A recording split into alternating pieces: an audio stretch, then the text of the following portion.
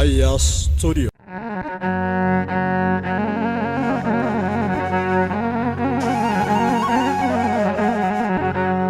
Nada gai ya ilma ko sifanima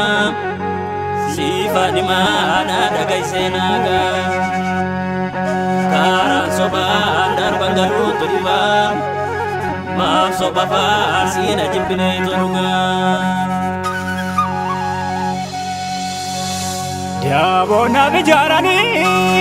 Dabona bijarani dimisajira mandiko suni Shambako gidarsani matnya kamu gazetani Mutuba ordana bazini jede nanagesani Ijar so durabade sambale tapi jita dambastani malo Okabarme ni fidani ilmako bishawaranga banase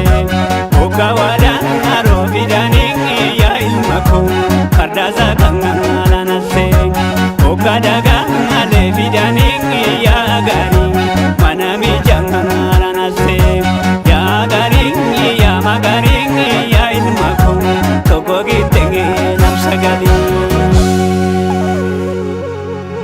madanga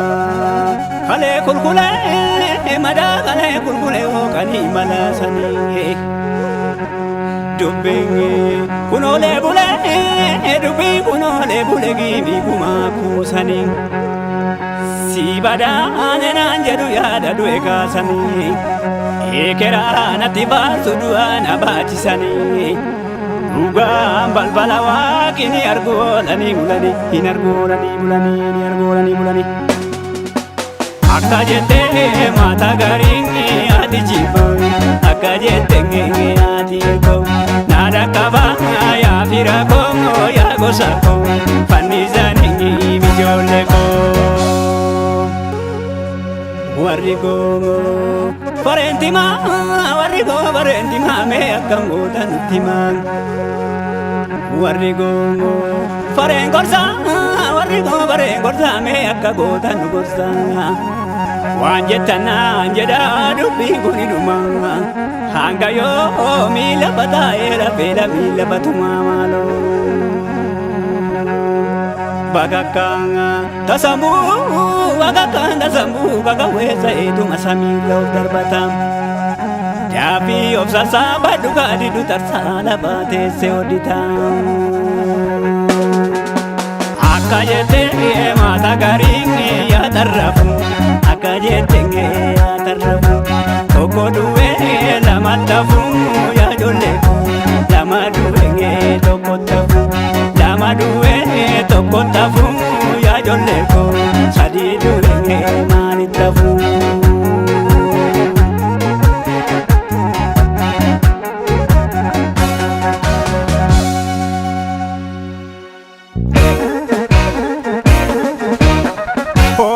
Gono gombisa lola map chaliste sila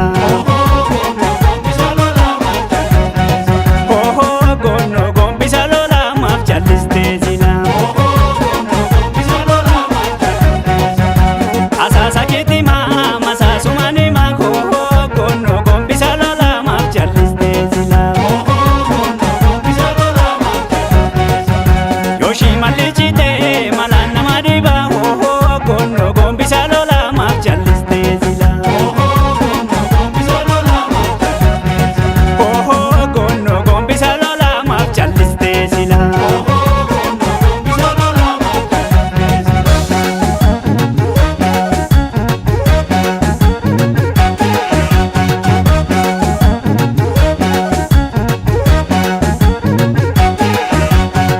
waganu melabanu bata ya jole Gafasiwa me akanarra namne yakole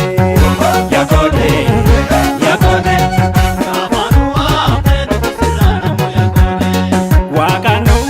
me labanu bata ya jole Gafasiwa me akanarra namne yakole